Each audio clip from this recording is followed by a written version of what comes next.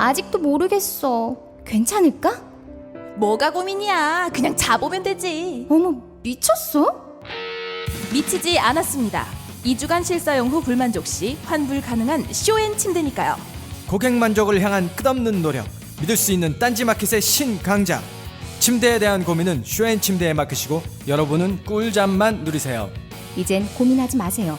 누워본 몸에게 물어보세요. 편안함을 파는 사람들, 쇼앤침대. 딴지마켓에 있습니다. 너는 뒤로 빠져라. 이 비겁한 교훈을 가르쳐야 했던 우리의 600년의 역사, 이 역사를 청산해야 한다. 권력에 맞서서 당당하게 권력을 한번 쟁취하는 우리의 역사가 이루어져야만이 이제 비로소 우리의 젊은이들이 떳떳하게 정의를 얘기할 수 있고 떳떳하게 불의에 맞설 수 있는 새로운 역사를 노무현 만들어낼 대통령이 수 있다. 말하는 설득과 소통의 원칙. 대통령의 말하기 위즈덤 하우스. 엄마, 나 가게 안 하고 싶은데. 너 가게 해봤니? 너 음식 만들어봤니? 인테리어는? 집기는? 일할 사람은? 운영은? 가게 자리는? 세금은? 너 돈이 있니? 나는 요술램프 몬스터 셰프다. 네가 원하는 모든 것을 들어주마. 맛집의 맛을 똑같이 만들어줄 수 있어요? 맛뿐만 아니라 돈과 청음의 모든 비법을 알려주겠노라. 야하! 이젠 걱정 고민 끝! 네이버 검색창에 몬스터 셰프라고 쳐주세요. 상담 문의 02-458-8838. 몬스터 셰프! 야, 이 부장! 네가 부장이면 땅이야? 뭐? 저 인간 저건데 쟤 오늘도 술술 풀리고 안 먹고 회수 갔냐? 내일도 신체 상태로 출근하겠구만. 아유. 고려 생활건강 술술 풀리고 음주전 한포가 당신을 지켜드립니다. 특허받은 천연 유래 성분 숙취 해소제 술술 풀리고를 은하계 최저가로 딴지마켓에서 만나보세요.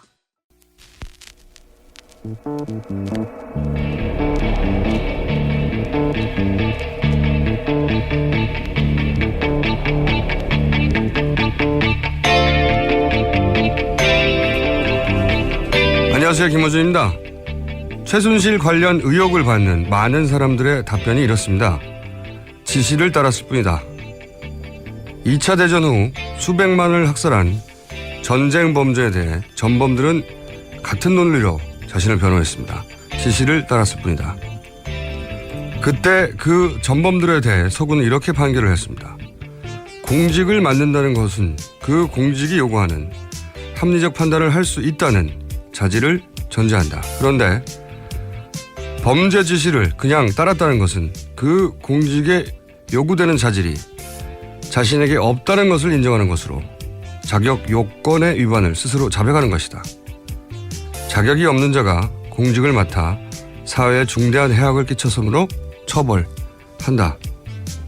이 판결은 이후 서구 법정신의 중요한 기준 중 하나가 됩니다. 이제 다음 달이면 최순실 관련 재판이 시작됩니다.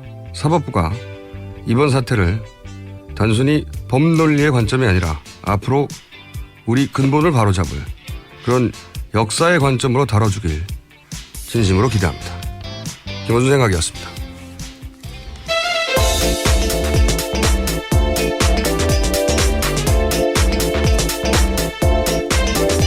네, 첫 번째 순서 송채경화 기자 나오셨습니다. 안녕하세요. 네, 안녕하세요. 한겨레 네. 21 송채경화입니다. 네, 요즘 피곤하셔가지고 자꾸 대타를 구해달라고 하셨습니다. 저희 제작진은 절대 안 된다고 하고 있는데, 네. 본인 뜻대로 안 될 겁니다. 자, 뉴스 전해주시죠. 네, 지난 토요일에 역대 최대 규모의 촛불 시위가 열렸는데요.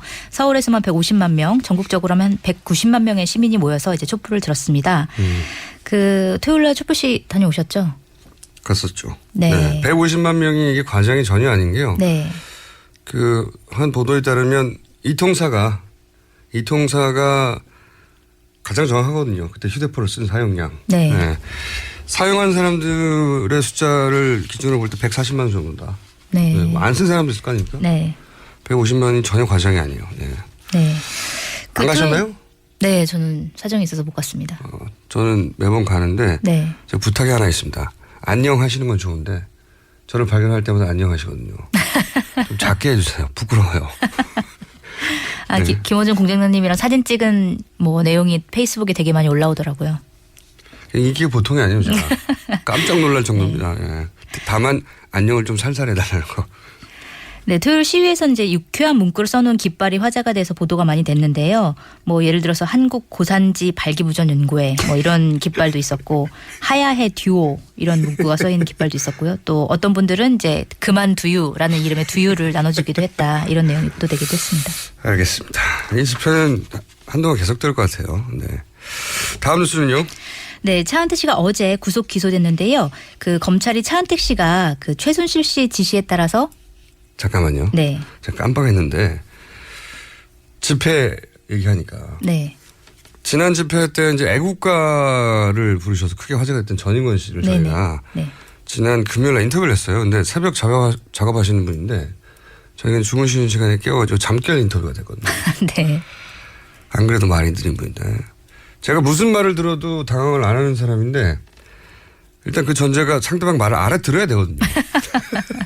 네, 그래서 질문을 못 알아들으셨군요. 그때 당시 뭐라고 했는지 못 알아들었다는 분들이 많아서 저희가 AS로 그때 무슨 얘기 했는지를 잠시 정리해서 들려드리겠습니다. 전인권 씨를 연락하겠습니다. 안녕하세요. 안녕하세요. 원래 이렇게 새벽 작업을 하시고 아직 주무실 타이밍인데 제가 깨웠어요. 죄송합니다. 네, 새벽 작업하고. 제가 새벽 작업을 하고 잠깐 잔다는 게 어제 공연이 있어가지고. 공연이 있으셔가지고요. 예. 지금 잠이 다 안 깨신 것 같아서 형님 일어나시죠. 다 깼어, 다. 깼습니다. 이제 진짜 뭐든지 물어보세요. 이 나이를 드시면서 점점 이 사회 참여적인 활동을 많이 하시는데 혹시 이유가 있으세요? 나이가 먹으니까. 네. 그러니까 나이를 먹으니까 책임감이 더 강해지고 옳은 일에 참여를 하고 싶더라고요. 좀 하고 싶고. 그런데 집회하실 때 이 박사모 활동하시는 분들이 혹시 때리면 그냥 맞아라. 중간에 이런 말씀하셨어요. 왜 그런 말씀하셨어요? 그래야지 그 친구들이 때리다. 그래야지 그 친구들이 우리가 때려도 가만인데 우리가 할 일이 없어지네 하고 생각하게 될 것 같았어요. 중요한 건 평화예요. 박사모와 싸우게 되면 계엄령 같은 그런 큰 일이 벌어지지 않을까 걱정도 되고. 알겠습니다. 오늘 여기까지 하고요. 저희가 다음에 한 번 더 모셔야 될 것 같습니다. 예. 우리말을 우리말로 더빙한 네. 방송 사상 최초의 사례로 앞으로 길이 남지 않겠는가. 그래서 다음에는 직접 스튜디오에 오시고 좀 더 또박또박한 목소리로 하기로. 다음 뉴스 전해주시죠. 네. 네, 차은택 씨가 어제 구속 기소됐고요. 그 검찰이 이제 차은택 씨의 진술 내용을 얘기했는데 최순실 씨의 지시에 따라서 김기춘 전 대통령 비서실장 공관에서 김종 전 차관 등을 소개받았다. 이런 내용의 이제 진술을 한 게 밝혀졌습니다. 오늘의 주시 뉴스죠. 완전 주시 뉴스입니다. 네. 그러면서 이제 김기춘 씨 이름도 갑자기 어제 거론되기 시작했죠. 네, 그래서 TV조선 같은 경우에는 이제 김 실장이 당시 그 자리에서 김종 전 차관에게 차은택 씨의 문화융성 계획을 두 사람이 적극 도와주라 이렇게 얘기했다라고 하는 보도도 나왔는데요. 뭐 문제는 그때 당시에 이제 차은택 씨가 아무런 공직 상태가 아닌 민간인 상황이었다라는 것이고 그렇죠. 그 이후에 이제 대통령 직속 문화융성위원회 위원으로 위촉이 됐고 또 그 이후에는 창조경제 추진 단장이 되기도 했죠. 네, 그러니까 대통령의 비서실장이 최순실 소개로 온 민간인을 공직자에게 소개하면서 공직자들더러 적극 도와주라고 했다는 거죠. 네. 네. 굉장히 중요한 보도인데 그러니까 지금까지 나온 보도를 오늘 주시 뉴스인데요. 네. 보도를 보면 김종 전 차관이 김기춘 비서실장을 통해서 최순실을 만났다 이런 얘기를 했잖아요. 네, 그랬죠. 물론 뭐 김기춘 비서실장은 정신 나간 사람이라고 부인했고 이번엔 또 차은택 씨가 최순실을 통해서 김기춘을 만났다는 얘기 했고 김기춘 비서실장은 본 적도 만난 적도 통한 적도 없다고 그랬었고. 네. 네. 근데 이걸 간단 요약하면 이런 거군요. 공직자들은 김기춘 통로를 통해서 최순실 비선라인과 연결됐고. 네. 그다음에 민간인들은 최순실 통로를 통해서 김기춘과 공직사회로 연결됐고. 네. 간단 요약하면 그런 얘기거든요. 그래서 저희가 오늘 김기춘 비서실장 탐구 생활을 한번 준비했어요. 네, 잠시 후 인터뷰를 전문가 모시고 직접 할 예정이고 그리고 이 공소장 내용이 굉장히 중요합니다. 공소장 내용까지 브리핑하셨나요 아직? 네, 아직 안 했습니다. 그 공소장 기소 내용을 보면 이제 박근혜 대통령과 공모를 했다라고 하는 내용이 나오는데 그 차은택 씨와 최순실 씨가 측근을 KT에 채용되도록 하고 광고 일감을 몰아봤는데 박근혜 대통령이 함께 공모했다. 이제 이런 내용이 들어 있는 거고요. 그러니까 뭐 차 씨와 최 씨의 측근들인 2명이 있는데 이제 그 2명을 KT에 채용될 수 있도록 직접 박근혜 대통령이 KT 회장에 연락해라 이렇게 지시를 했다는 거고 그다음에 뭐 광고를 총괄하는 보직으로 변경하라는 내용도 박근혜 대통령이 지시를 했다는 거고 또 KT의 광고 대행사로 플레이그라운드가 선정되도록 지시를 했다. 뭐 이런 내용들이 이제 포함되어 있죠. 사실 이번 검찰의 공소장 내용만 이해하면은 네. 도대체 어떤 식으로 이 범죄가 이루어졌는지 아주 자세히 이해할 수가 있습니다. 그래서 제가 오늘의 주시 뉴스를 뽑았는데 기소 내용을 한마디로 하면 최순실 씨가 대기업 광고를 먹도록 대통령이 범죄를 같이 했다. 네. 이런 얘기거든요. 이게 내용을 자세히 보면 완전 조직범죄단이 하는 짓이에요. 완전히 그대로인데 이게 대기업 광고를 먹기 위해서 총 3차례 시도를 합니다. 네. 이들이 어떤 시도를 하냐면 첫 번째로는 포스코의 계열 광고사가 있었어요. 네. 포레카라고. 근데 이걸 이제 포스코가 매각을 하려고 했거든요. 팔으려고 하니까 이 회사를 인수해야 되겠다. 여기서부터 시작이 됩니다. 이 대기업 광고를 먹어야 되겠다는 시도가. 네. 첫 번째 시도가 이제 회사를 하나 만들죠. 모스코스라고. 회사를 만들어 시도를 했는데 이게 신생 기업이다 보니까 자격이 안 되는 거예요. 대기업 계열사 광고사를 먹는데. 그래서 실패하고 두 번째 시도를 어떻게 하냐면은 그 포스코 계열사를 우선 협상 대상이 된 회사. 네, 중소기업체가 네. 있었죠. 컴투게더라는 회사가 네. 이 포스코 계열사를 우선 인수하는 대상이 됐어요. 협상 대상이 조건이 돼가지고. 근데 이 회사를 협박을 합니다. 어떻게 협박을 하냐면 그 회사의 지분의 80%를 나한테 내. 네. 넘겨. 아무 근거 없어요. 그냥 넘기라는 겁니다. 그냥 협박이에요. 그리고 대신 당신은 2년간 바지 사장을 해라. 이렇게 했더니 당연히 거절하죠. 네. 거절하자 이제 송성각 콘텐츠진흥원장이 나섭니다. 네, 협박을 했죠. 묻어버린다. 네. 이렇게 표현했대. 묻어버린다. 그리고 세무조사로 회사를 없애버리겠다. 그래도 거절했어요.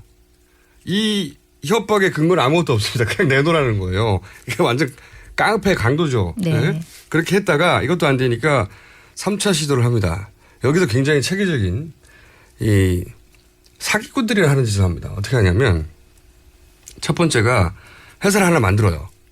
최순실 씨가 실소유주인 회사를 하나 만듭니다. 네. 그런 다음에 두 번째 단계에서 대기업의 광고 담당자를 자기들 사람을 꽂는 거예요. 그렇죠. 네. 그리고 세 번째로는 그 담당자를 통해서 광고를 먹는 겁니다. 이게 3단계거든요. 근데 그 과정에서 대통령의 공모가 대단히 구체적이고 직접적으로 이거 빠져나갈 수가 없어요. 예를 들어서 1단계 때 이렇게 합니다. 대통령이 대기업의 광고 담당자를 2명을 취직을 시키라고 직접 말을 해요. 네, KT에. 네, KT에 두 사람 이름을 정확하게 적시하면서 이 사람을 KT에 채용하라고 네. KT 회장에게 말하라. 라고 안종범 수석에게 말을 합니다. 네. 안종범 수석이 그 유명한 다이어리에 빽빽이 적어가지고 실제 KT 회장이 연락해서 두 사람을 채용을 합니다. 그리고 두 번째 단계가 뭐냐. 일단 취직이 됐잖아요. 네. 그런 다음에 그 사람들을 광고 총괄로 직무를 변경하라. 그렇죠. 보직을 변경하라고 사회사 사기업에다가 그래서 또 안정범 수석이 전화를 합니다. KT 회장에게. 이 두 사람을 광고 담당으로 바꿔주세요. 바꿨어요 또. 그 다음에 뭐냐. 그 다음에 대통령이 이 최순실 씨 회사 있지 않습니까? 임의로 세운. 네. 플레이그라운드. 네. 그 회사를 KT 광고 대행사로 선정하도록 하라. 네. 이렇게 이게 대통령이 구체적으로 한 말이에요. 하라. 그러자 안정범 수석이 또 KT 회장에 전화합니다. VIP 관심 사항이니 이 회사를 KT 광고 회사로 선정을 해라. 그랬더니 KT 회장이 무슨 힘이 있습니까? 이 회사를 선정해야 되는데 실적이 없잖아요. 네. 실적도 없는 회사가 선정이 된 거예요. 심사 기준을 바꿉니다. 자기들의. 그 광고 대행사 심사 기준을 바꿔가지고 그다음에 선정을 해요. 그런 다음에 광고 7건 연달아 수주합니다. 우리가 초반에 차은택 씨 관련 회사가 이상하게 실적도 없다가 대기업 광고를 몰아서 받았다고 했잖아요. 네. 이렇게 한 겁니다. 이렇게. 대통령이 누구를 취직을 시켜라, 그 사람 보직을 바꿔라, 그 회사의 광고 대행사를 바꿔라, 이 지시를 구체적으로 했다는 겁니다. 그걸 안정범 수석은 또 VIP 관심사항이라고 회장한테 계속 전화를 하고. 이거는 말이죠. 대통령이 국가 경제를 위해서 했다.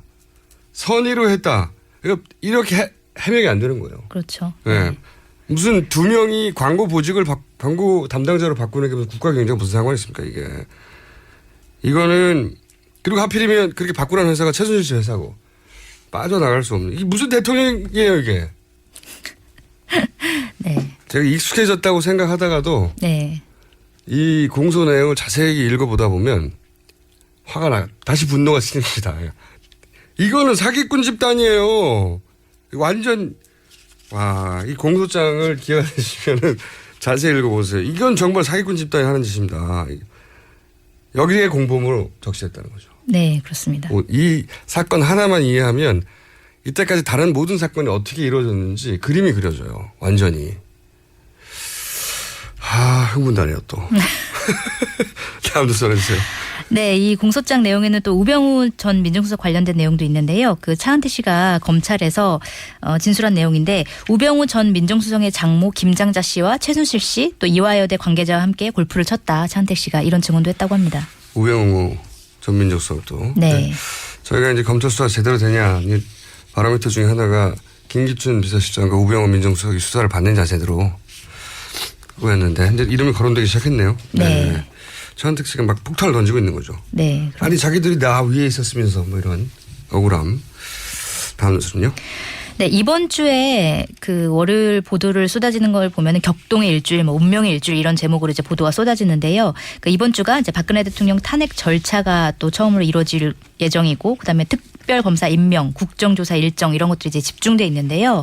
먼저 탄핵을 보면 더불어민주당과 국민의당이 이제 30일까지 공동으로 탄핵 소추안을 마련하기로 했고, 그 탄핵 시점에 대해서는 12월 2일 본회의 표결을 하겠다 이런 이제 예상이 나오고 있습니다. 탄핵도 특검도 국정조사도 뭐 대면 조사도 이번 주까지 하겠다고 했죠. 네, 특검도 보면 특검 후보자를 2명의 추천서를 이제 청와대에 보내면 12월 1일까지 박근혜 대통령이 이제 임명을 해야 되고요. 그다음에 국정조사 같은 경우에도 오는 30일 이제 최순실 국정농단에 연루된 이제 뭐 문화체육관광부나 법무부 이런 대상 그 기관을 대상으로 1차 보고가 들어갑니다. 알겠습니다. 여하간 오늘 뉴스 중에는 차은택 씨 관련 공소가 어떻게 이루어졌는지를 자세히 따져보면 우리가 이상하다고 생각하는 모든 사건들이 이런 식으로 이루어졌구나. 아주 여실히 드러납니다. 구체적이고. 생각만 할수록 이게 헛박 갈치거든요. 이게 깡패들 조폭들 사기꾼들이 한 짓이에요. 진짜로. 그게 그냥 청와대 버젓이 대통령의 이불을 통해서 이루어졌다는 거잖아요. 네. 계속 강조를 하시네요. 다른 뉴스가 나왔는데도 계속 전 뉴스를. 아니 이게 정말로 그림이 그려지는 사건이에요. 네. 아주 구체적으로 적시되어 있기 때문에. 다음 뉴스는요. 네, 그 정호선 전 청와대 비서관의 휴대전화에 담긴 녹음 파일 내용이 계속 화제가 되고 있는데요. 그렇죠. 네, 이거에 대해서 검찰이 계속 10초만 들어도 촛불이 횃불이 된다 뭐 이렇게 얘기를 하거나 네. 또 뭐 이 내용이 알려지면 대한민국 망한다. 대통령은 끝장이다. 뭐 어떻게 대통령이 이 정도로 무능할 수가 있냐. 뭐 이런 검찰이 얘기를 하면서 도대체 이게 무슨 내용인지에 대한 논란이 계속 나오고 있습니다. 네, 찌라시도 돌고 있고. 네. 아마도 이제 갑을 관계가 최순실 박근혜 두 사람의 갑을 관계가 여실히 드러나는 대한 내용이 아니겠는가. 네, 그래서 뭐 채널A 보도를 보면 최순실 씨가 사실상 박근혜 대통령에게 국정을 지시하고 박근혜 대통령이 그 지시를 따르는 정황이 담겼다. 뭐 이렇게 보도가 나오기도 했죠. 대통령의 직접 지시를 받는다고 생각하는 검사들이 충격을 받는 거죠. 네. 우리 인사를 하고 우리 검찰총장을 지휘하는 사람이 저랬나 하는 언젠가 나올 것 같아요. 네, 다음 수는요. 네, 박근혜 대통령의 전 주치인 서창석 서울대 병원장이 26일에 긴급 기자회견을 열었는데요. 뭐 청와대에서 구입한 약제, 뭐 약품 구입에 관해서 주치의로서는 알 수 없었다 이런 입장을 이제 밝혔고요. 뭐 비아그라 관해서는 근데 뭐 남미 순방과 관련해서 경호원과 수행원이 고산병으로 고생했기 때문에 다량 구매했다 이렇게 밝히기도 했습니다. 자기는 잘못이 없다는 거죠. 네. 근데 저는 이 해명들을 전적으로 신뢰할 수 없는 게 이전 주치 있잖아요. 네. 이병석 세브란스 원장. 이분이 뭐라고 그랬냐면 대통령이 태반 주사 이런 주사지를 놔달라고 했는데 자기는 이게 검증되지 않은 거라서 거절했다고 그랬거든요. 네, 그렇죠. 그러면서 그렇다니 그 태반 주사를 놔달라고 해서 거절했다. 요 얘기만 봐도 청와대 3명 태반 주사, 뭐 100억 주사 이런 게 경호실 건강을 위해서 그랬다. 이게 거짓말이라는 게 드러나죠. 그래서 주치의한테 그렇게 요구를 했었단 말이죠. 주치의는 거절했고. 그리고 나서 또 뭐라고 그랬냐면 자기가 거절을 하자 누굽니까? 김상만 씨. 네. 차원병원 출신의 네. 지금 주사제하고 연결되어 있는 이분이 대통령에게 그런 주사제를 주사한다는 사실을 자기도 들어서 알았다. 네. 이렇게 얘기했거든요. 그러니까 거절한 사람도 주사를 맞는다는 건 알았어요. 네. 근데 이 서창석 대통령 주치의는 자기는 아무 상관없고 몰랐다는 거잖아요. 네, 그렇게 얘기했죠. 네. 심지어는 자기가 했을 때 주사제가 2배가 많이 들어왔는데, 그러니까 전임은 거절했는데도 알았는데, 뭐 거절했다는 얘기도 없고, 자기 때 주사제가 훨씬 더 많이 들어왔는데 아무것도 몰랐다는 건 저는 이건 신뢰가 굉장히 떨어지는 해명이다 이렇게 생각이 들고, 서창숙 서울대 병원장 나오니까 생각이 나는 게 있습니다. 뭐죠? 김치 냉장고. 네. 김치 냉장고를 이제 최순실 김치만 먹었다고 해서 거기 김치 냉장고를 이상하게 사서 들어간 건 침대 3개 막 김치 냉장고 나왔잖아요. 초반에 나왔던 의혹 중에. 네. 김치는 주방에 두면 돼요. 청와대 주방에. 좋습니다. 뭘 김치 냉장고를 따로 사요. 저는 이게 이 엄청난 양의 주사제하고 관련이 있는 게 아닌가. 네, 그런 얘기들이 많이 나오긴 했죠. 주사제를 보관하기 위해서. 보관용이 아닌가. 갑자기 의혹이 연결돼서 추론이 가능하다. 두 번째는 이제 침대 3개가 들어갔잖아요. 네. 이 청와대가 침대 3개를 이렇게 산 건 처음이에요. 그 이전에 대통령들 자녀들 많았어요. 그런데도 침대 3개가 들어간 적이 없다가 처음인데 그 있는 침대 계속 썼다는 거죠. 근데 독신인 박근혜 대통령이 갑자기 침대 3개를 샀잖아요. 네. 근데 제가 주목하는 건 3번째 침대입니다. 두 침대는 가격이 높아요. 네. 거기 뭐 최순실 씨가 같이 썼던 뭐 그랬었겠죠. 3번째 침대는 가격이 다른 침대는 뭐 600만 원 이런데 두 개는 500만 원, 600만 원. 3번째 침대는 150만 원이에요. 왜 싼 침대를 샀을까요? 그렇죠. 저는 네. 악마는 디테일에 있거든요. 네. 네. 뭐라고 생각하세요? 왜 3번째가 쌀까? 제 가설 중에 하나는 수면 목적이 아니었다 이게. 대통령이 주무시는 혹은 뭐 대통령과 아주 절친인 그 최순실 씨가 자는 곳이었다면 침대가 아니 싼 침대를 일부러 살 돈이 없는 것도 아니고 3번째 침대만 싸다 이거예요. 틀과 매트리스를 합쳐서 150만 원. 여기서 뭔가 시술이 이루어졌을 수 있다, 뭐 이렇게 보시는 건가요? 수면 목적이 아닌 침대였다. 네. 라고 추론해보다. 그러니까 이렇게 마치 이렇게 주사제를 맞거나 뭐 미용을 한다든가 네. 이런. 갑자기 생각이 났습니다. 이러다 보니까 시간이 거의 다 가버렸네. 네. 하나 정도면 더 하죠. 네, K스포츠재단이 기업 출연금으로 구성된 재산 288억 원 가운데 절반 이상인 157억 원을 저축보험에 이제 가입한 사실이 확인이 됐습니다. 또 하나의 해먹는 방식이 드러나죠, 여기서. 네, 근데 문제는 이제 계약을 할 때 피보험자가 그러니까 최 씨의 최측근으로 되어 있다는 점이죠. 그러니까 이런 겁니다. 회사 이름으로 보험을 들었는데 직원이 그 돈 타가는 사람으로 돼 있다는 거예요. 네, 근데 맞습니다. 그 직원이 그 최 씨 최측근. 네, 박아무개 씨. 게다가 법인 재산 절반 이상을 보험에 때려 넣습니다. 그리고 나서 직원 퇴사하면 그 직원이 가져가게 돼 있는 거죠. 그렇죠. 말도 안 되는 거예요. 예. 그 회사 재산이 288억인데 그 중에 157억을 직원 이름으로 보험을 들었다는 겁니다. 근데 그 직원이 하필이면 최순실 씨 최측근이라는 거죠. 그러니까 이 직원이 관두면 그 보험을 직원이 가져가는 말도 안 되는 이렇게 하려고 했다. 네. 참 모든 방법을 다 썼어요. 참 불법은 성실합니다. 오늘은 여기까지 해야 되겠고요. 네. 내일은 나오시는 거죠? 네, 내일 나오겠습니다. 내일 뵙겠습니다. 송채경화 기자였습니다. 네, 감사합니다.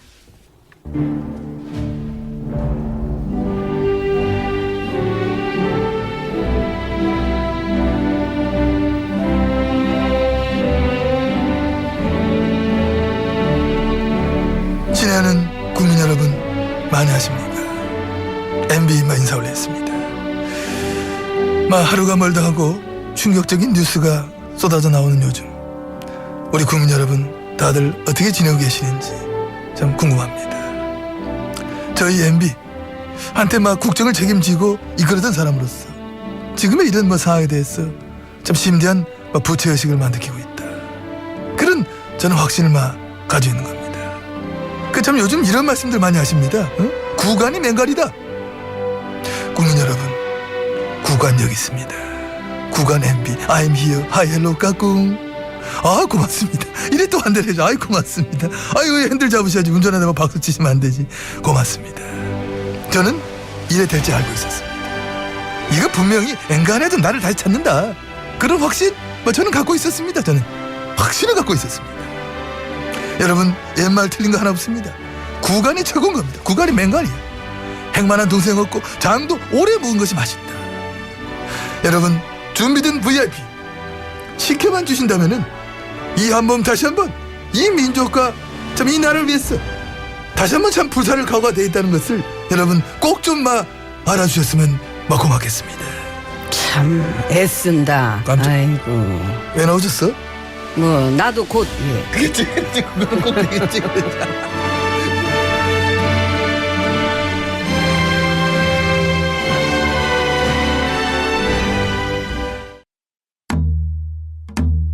태산이 높다 하되 하늘 아래 메이로다. 오르고 또 오르면 못 오를 리 없건만은 사람이 제 안이 오르고 뇌만 높다 하나니. 영어가 어려운들 하늘 아래 말이로다. 백일 좀 삼 듣고도 들으면 안 들으리 없건만은 사람이 제 안이 듣고 영어 탐만 하나니.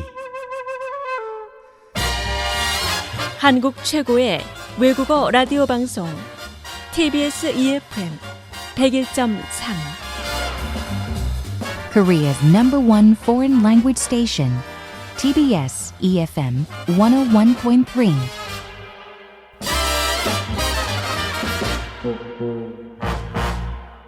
아무도 묻지도 따지지도 않고 가입하셨다고요? 보험은 너무 어려워요. 걱정 마십시오. 마이보험 체크가 도와드립니다. 1800-7917 마이보험 체크로 지금 전화주세요. 1800-7917. 이미 가입한 보험이나 신규 보험도 가장 좋은 조건을 체크해서 찾아드립니다. 인터넷 한글 주소 마이보험.com 또는 카카오톡에서 아이디 검색 마이보험을 친구 추가하여 상담하실 수 있습니다. 굶고 뛰고 땀 빼고 다 해봤다. 그래봐야 소용없었다. 다이어트는 결국 먹는 게 문제다. 동결건조 채소와 곡물, 단백질, 그리고 효소와 비타민, 미네랄로 만든 다이어트 전용 그린 스무디로 하루 한두 끼만 바꿔 드세요. 검색창에서 비타샵을 검색해주세요.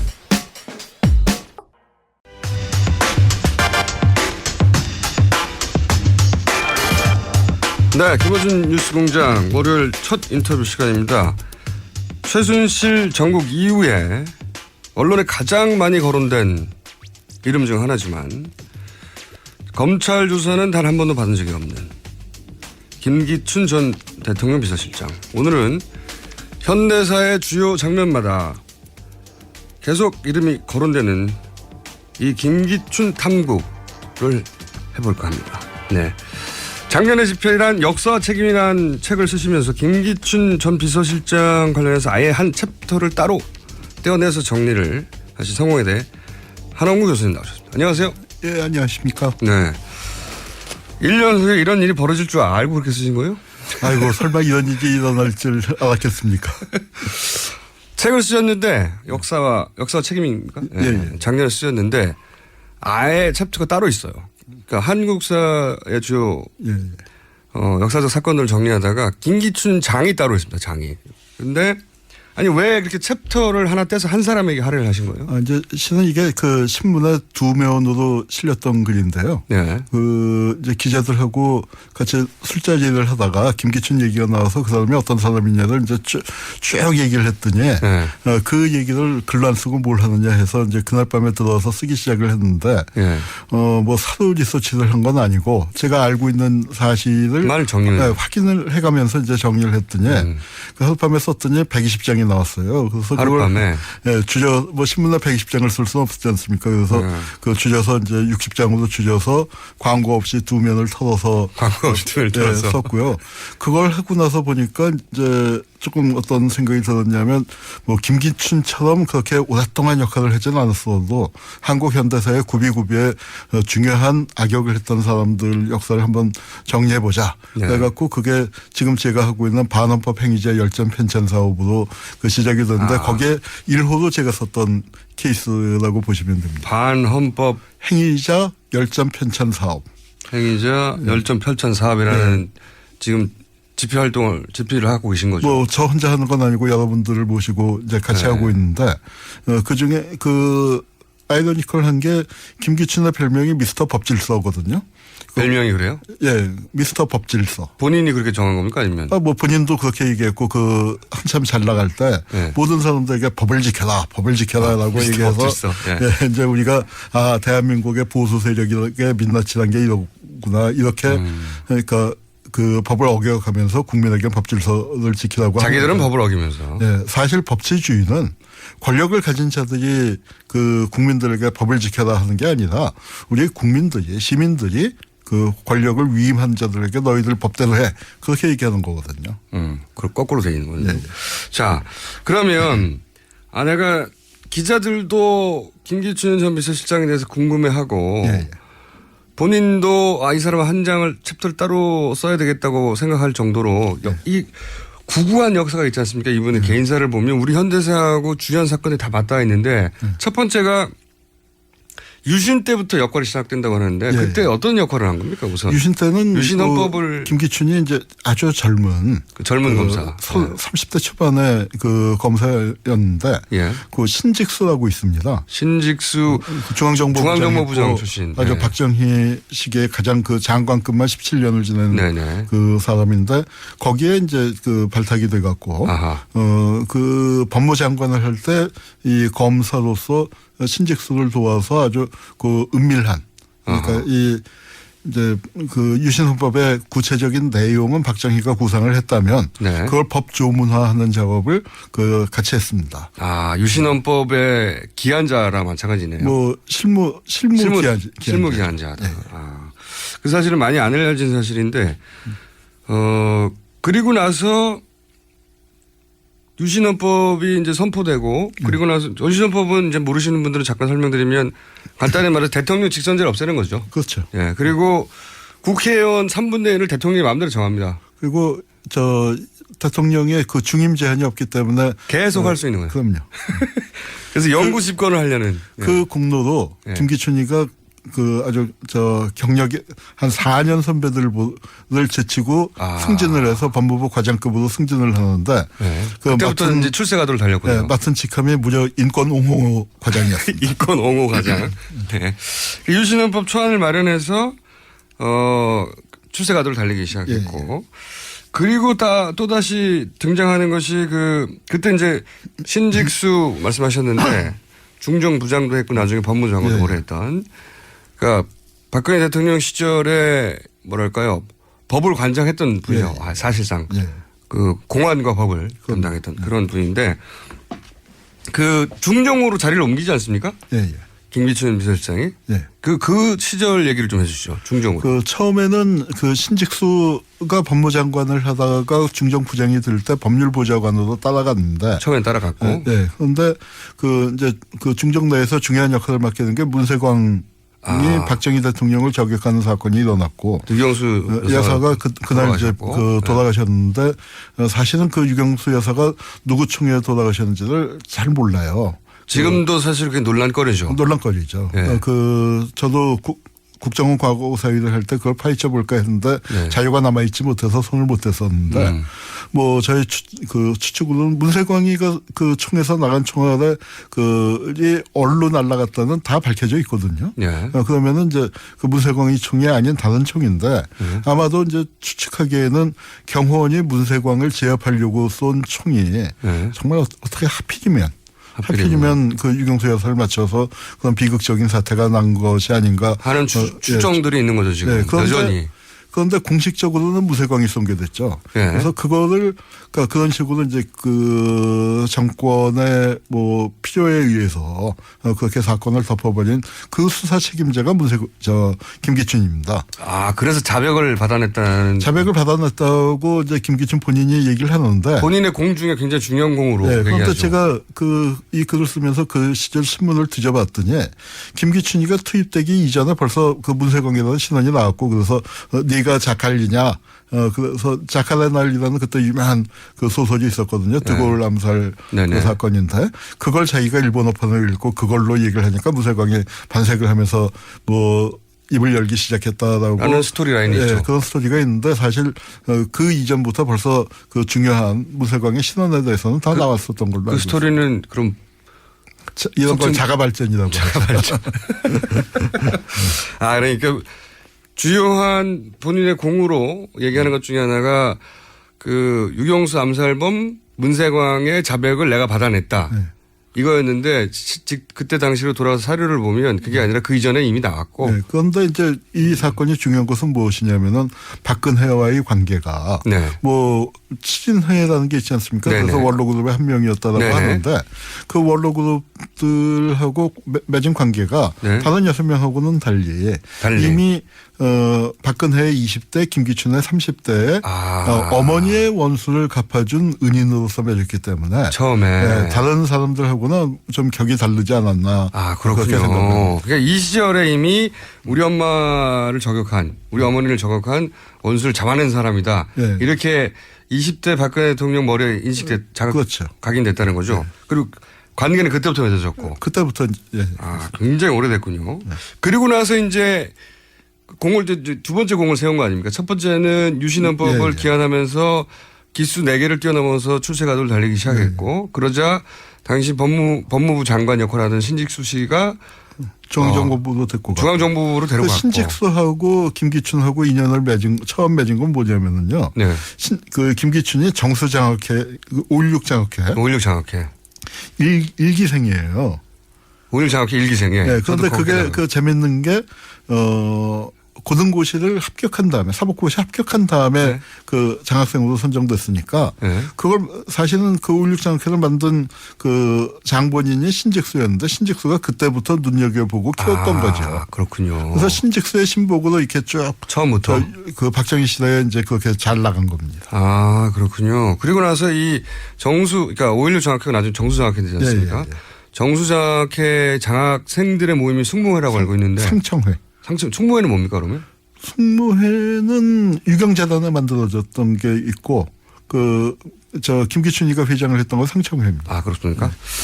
잘못하면 안 돼. 어쨌든 여하간 그 시절부터 박정희 대통령과 또 박근혜 대통령과 굉장히 밀접하게 정서적으로도 법적으로도 연결됐군요. 예, 그렇습니다. 그 체제를 지탱하는 그죠? 법안을 기한하고 그다음에 어머니를 저격한 사람을 잡아내고 뭐 그 사람을 잡아낸 거는 과장이라고 하셨는데 자 그리고 나서 이제 그 신직수 당시 중앙정보부죠 부장이 본인이 총애하던 이 양반을 대공수사 팀으로 데려갔는데 이 문세광 건으로 이제 승진을 해야 되잖아요. 그래서 어떻게 해야 됩니까? 그래서 이제 중앙정보부 대공수사국장 그 5국이라고 이제 통칭 부르는데 그 당시에 이제 보시면 지금 남산에 가면은 유스호스텔 건물 있지 않습니까? 그러니까 그 안기부 남산별관이라고 하는데 거기서 그 뒤쪽으로 가면은 거의 그것만 한 그 건물이 하나가 또 있죠. 그 4층 건물이 하나가 있는데 그게 대공수사국. 그 지하실에 가면 사람 죽어 나온다는. 그러니까 대공수사국이라는 게 중앙정보부 안에 뭐 거의 저 직원들의 한 3분의 1 내지는 절반 정확하게는 모르겠습니다만 그 정도 규모를 가진 어마어마하게 큰 부서인데 거기에 수장이 되고요. 거기가 갖고 있는 권한이 뭐냐면 그 보안사 또 대공경찰 그런 여러 방첩기관이 있지 않습니까? 간첩 간첩 잡는 그런 기관들을 전체적으로 통화를 하는 기관인데요. 요 시기가 이제 중요한 게 뭐냐면은 그 이제 본격적으로 조작 간첩이 만들어집니다. 조작 간첩. 요새 영화 자백에 이제 주연 배우로 등장하셨잖아요. 네네. 그 시기가 왜 그거냐면은 북에서 이 간첩을 안 내려보내요. 남쪽에 있는 간첩 잡는 기구를 어마어마하게 크게 만들었는데 이제 간첩을 왜 안 내려보내냐 하면은 뭐 보통 책에 보면은 7.4 남북 공동 성명을 맺어서 양쪽이 신사협정을 맺어서 안 보냈다 하는데 그거 다 거짓말이고요.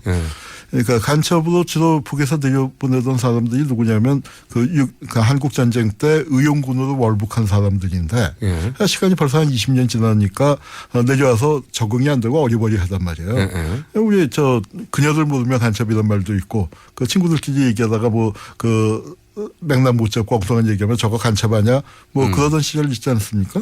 그래서 그렇게 되니까 이 간첩을 보내봤자 소용이 없으니까 간첩을 못 내려보내는데 간첩을 안 보내는 거는 대한민국 안보에 굉장히 중요한 게 좋은 일이지만 이득이 되는 일이죠. 네, 그런데 뭐냐면 간첩을 잡는 사람들의 직업 안보에는 잡 시큐리티에 이제 결정적인 문제가 생기니까 안 내려보내면 우리가 만든다가 돼요. 그래서 이 간첩의 성격이 50년대 60년대에는 보면은 주로 메이드 인 노스코리아인데 70년대 김기춘이가 대공수사국장을 맡으면서부터는 메이드 인 사우스코리아, 메이드 인 재팬 제일동포하고 납부거부하고 이런 거 잡아다가 뚫개패서 조작 간첩 만드는 바로 그 시기에 원조입니까? 네, 원조입니다. 이때 참 흉악한 짓을 한 거죠. 이때 유명한 사건 많아요. 제일동포 유학생의 대략 한 전체 10% 정도 다 간첩이다. 그래서 최근에 뭐 19년간 간첩으로 그 수감돼 있던 분들 한 10여 명이 최근 그 모조리 무죄 판결 받고. 근데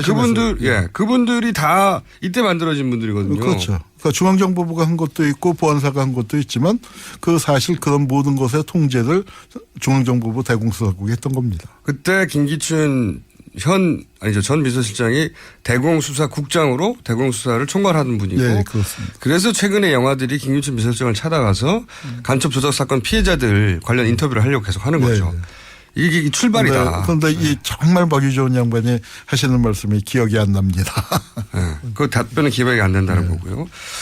그런 다음에 이제 전두환 시절에는 등용이 제대로 못 됐던 것 같고요. 그죠? 그게 이제 70년대 후반에 어떤 사건이 있었냐면은 전방에서 대대장이 월북을 하는 큰 사건이 있었어요. 대대장이 월북을 하는. 대대장이면 웬만한 작전 계획을 다 알고 있는 사람인데 그러니까 뭐 군의 초비상에 걸렸고 이 사건을 조사해봐라 했더니 알고 보니까 사단 보안대에서 이 대대장의 약점을 잡고 너무 갈구니까 이제 못 견디고 월북을 했다 이렇게 됐거든요.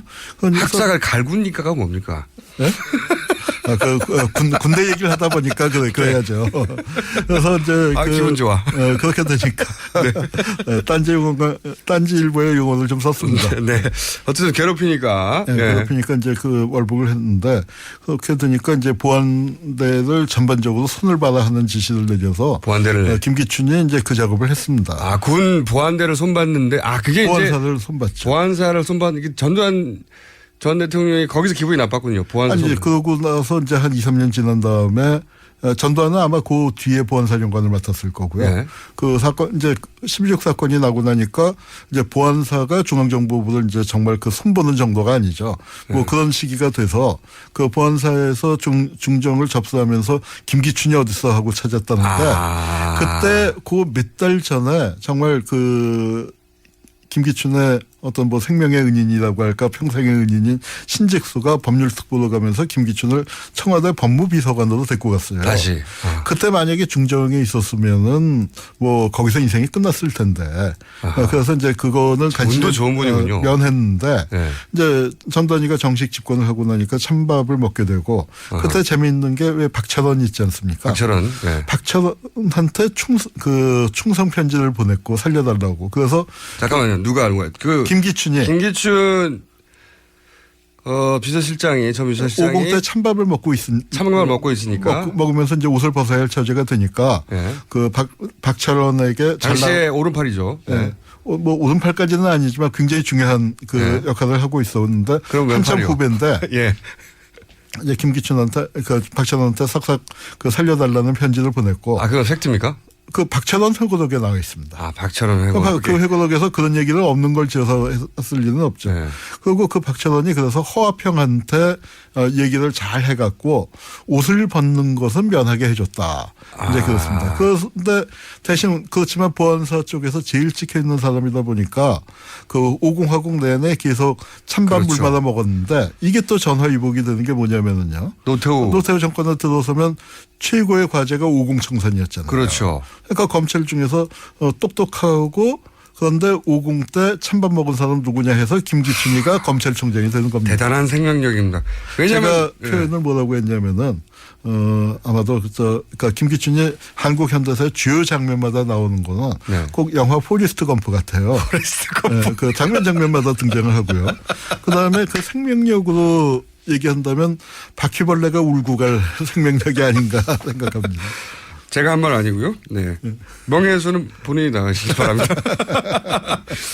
하여튼 생명력이 대단하네요. 네. 다시 또 살아나서 법무부 장관이 됐죠. 검찰총장을 그러니까 최초의 임기제 검찰총장이고 임기를 마쳤어요. 그러니까 노태우 정권이 들어서자 검찰총장으로 컴백을 했고, 예. 그리고 나서 이어서 또 법무부 장관을 하고 완전한 부활이네요. 그러니까 그게 이제 약간 텀이 있는데 그 텀 사이에 중요했던 건 뭐냐면은 그 공직을 떠났잖아요. 예. 그런데 아침 9시면은 넥타이 메고 가방을 들고 2층 서재로 출근을 했다가 12시에 내려와서 점심을 앞두시고 1시에 다시 출근을 했다가 6시에 퇴근을 해서 그때 비로소 넥타이를 풀렀다는 이제 그런 전설이 남아있어요. 저는 그런 캐릭터가 그 문제 7시간 있지 않습니까?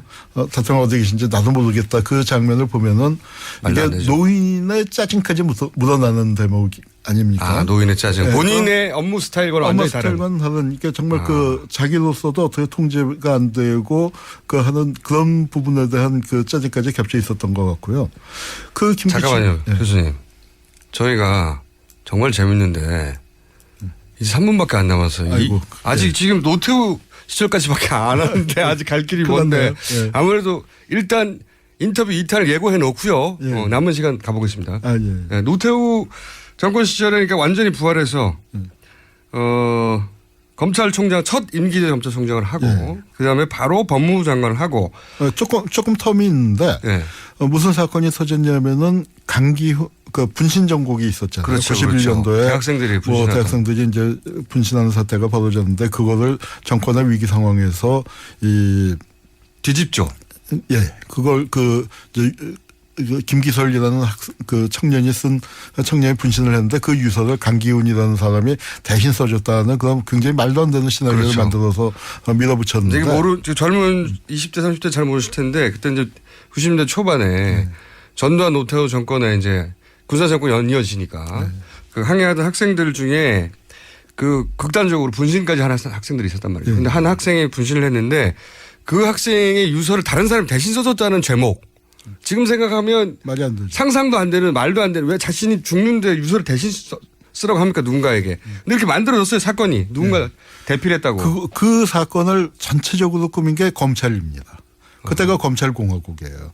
청와대 비서실장, 안기부장, 그 검찰총장, 법무부 장관, 민정수석, 그리고 노태우의 측근참모 이 사람들이 다 검찰인데 왜냐하면 민주화됐기 때문에 안기부가 한 발 물러나 있고 검찰이 등장해서 검찰이 이제 그 전까지는 안기부에 밀려 있다가 그렇게 밀고 나가는 그 사건의 그 핵심 주역으로. 검찰이 공안의 중심에 섰을 때 바로 이분이 등장한 거죠. 총사령관. 그래서 강기훈 유서 대필이라고 지금 불리는 사건이. 그때 이분이 총지휘를 했군요 또. 그렇습니다. 그러니까 처음부터 한 건 아닌데 중간에 법무장관으로 교체가 투입돼서 그 사건을 깨끗하게 마무리해서 정권이 사활적 위기가 걸린 상황을 아주 무난하게 극복을 한 거죠. 강기훈 유서 대필 사건도 20몇 년 만에 무죄가 났죠. 무죄가 났습니다. 이분이 그때 만들어냈던 사건들 대부분 무죄가 났어요. 이제 근데 오랜 시간을 20년 막 걸리고 그래요. 무죄가 나는데 20년이면 짧은 겁니다. 그래요? 20년이면 짧은 겁니다. 재심 사건에서요. 무죄 20년 만에 무죄 받았으면 짧은 겁니다. 자, 아직 90년대 초반까지밖에 안 하는데 시간이 다 돼가지고 나머지 20여년은 다음에 조만간 모시는 걸로. 지금까지 성공에 대해 한홍구 교수님이었습니다. 감사합니다. 예, 감사합니다. 다음에 또 합니다. 기다려주세요. 예. 3부에서 뵙겠습니다.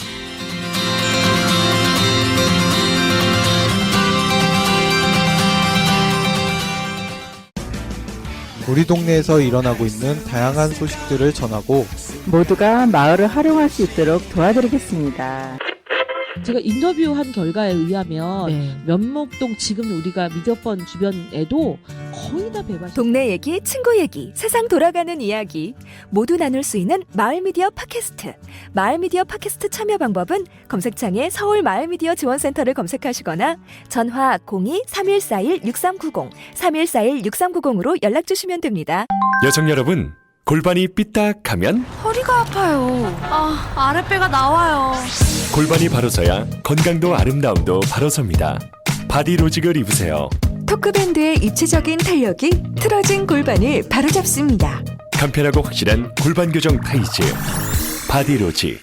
삐딱한 남성 골반에도 역시 바디로직. 바디로직의 효과를 못 느끼셨다면 100% 환불해드립니다. 자세한 환불 조건은 홈페이지를 참조하세요.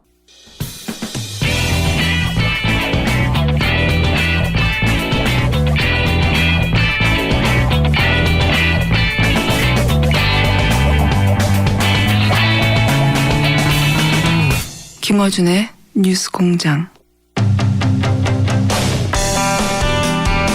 네, 뉴스 공장 두 번째 인터뷰 시간입니다. 최근 새누리당 내에서 탄핵에 조건을 붙이는 주장들이 나오고 있습니다. 친박계, 비박계 일각에서 탄핵과 개헌을 연기하자 이런 주장인데요.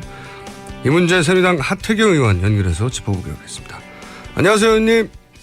예, 안녕하세요. 하태경입니다. 네, 의원님은 이제 새누리당 내에서 가장 먼저 대통령 탄핵으로 가야 한다 이렇게 주장하신 분 중 한 분인데 예. 요즘 탄핵 개헌 연계 주장들이 있어요. 이게 친박의 경우에는 탄핵 말고 원포인트 개헌을 하자. 예를 들면 대통령 임기를 뭐 내년 2월, 3월 이런 식으로 헌법을 고치면 되지 않냐 이런 주장이 있는데 어떻게 생각하십니까?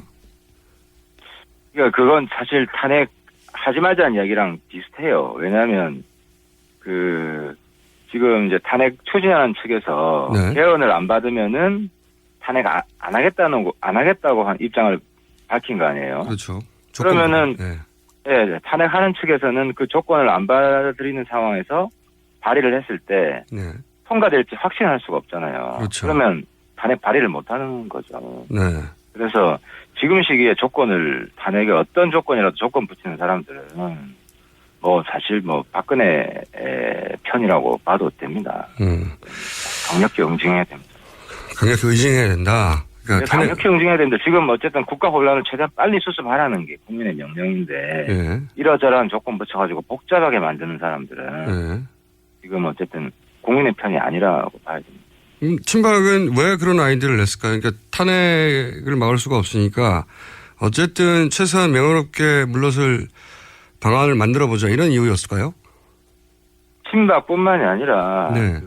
비박 일각에서도 그런 이야기가 나오고 있고 지금 친박에서는 오히려 조용해요. 친박에서는 오히려 예 오히려 이제 비박은 친박이 아닌 쪽에서 나오고 비박계에서는 조금 내용이 다르더라고요. 예를 들면은 뭐 내년 4월에 국민투표를 실시해서 그러니까 내각제나 뭐 이원 집중부제로 권력 체제를 개편하면 대통령직이 없어지니까 그만큼 임기가 단축되니 해결된다. 그래서 이 개헌을 탄핵과 같이 가야 된다 이렇게 주장하는 거지 않습니까? 이것도 마찬가지로 그러니까 뭐 그것도 마찬가지죠. 왜냐하면은 문재인 대표 측이나 지금 그런 개헌을 못 받아들이겠다는 거 아닙니까? 네. 그러면 이제 예를 들어 문재인 측이 탄핵 발의를 하면 예. 개헌 못 받아들이니까 탄핵 발의도 동참 못 하겠다고 이야기하는 거거든요. 예. 그러니까 저도 사실 내각제 개헌 지지자긴 한데 탄핵 끝내고 이야기하면 되잖아요. 그러니까 이걸 아무래도 탄핵이라고 하는 그 큰 물결이 있는데 이 찬스를 이용해서 개헌까지 같이 밀어붙이겠다 이런 의도 아니겠습니까? 그러니까 너무 과도한 욕심이고 이게 개헌을 하기 위해서라도 탄핵을 빨리 끝내야 돼요. 예. 만약에 개헌을 섞어버리면 탄핵도 지금 이제 복잡해지기 때문에 탄핵이 늦어지고 이러고 또 한 가지는 탄핵의 개헌 불순물을 섞으려고 하면 국민들이 그 사람들 좋게 보겠습니까? 때문에 그분들이 나중에 개헌을 추진하려고 그래도 이 사람들은 항상 어떤 정책 계산을 하고 국가 중대사를 논의하는 사람들이라는 인식이 바뀌기 때문에 개헌 추진 세력에도 굉장히 안 좋은 카드입니다. 그러니까 탄핵은 탄핵이고 이걸 자신의 정치적 이해득실하고 결부시켜서 개헌으로 연결하려는 건 이건 정략적이다. 정신 못 차리고 있다. 이런 말씀이네요. 그러니까 조건부죠. 조건부. 주장은 할 수 있는데 자꾸 조건부로 하자고 하는 것은 굉장히 정략적입니다. 그러니까 탄핵을 야당이 얻어내려면 개헌도 같이 약속해라. 뭐 이런 조건부잖아요. 말하자면. 예, 그렇죠. 자꾸 조건을 거는 거죠. 여기에 대해서 의원님은 잔머리 쓰지 말라. 이런 말씀이네요. 요약하면. 예, 그렇습니다. 예. 그러니까 이 전국을 자기 이익이 되도록 자꾸 잔머리 쓰면 이거 같이 떠나려 간다. 이런 말씀이신 거죠? 예, 그렇습니다. 그렇군요. 근데 또 다른 목소리도 있어요. 이 워낙 그 큰 사안이다 보니까 정진석 원내대표 같은 경우에는 이렇게 주장을 합니다.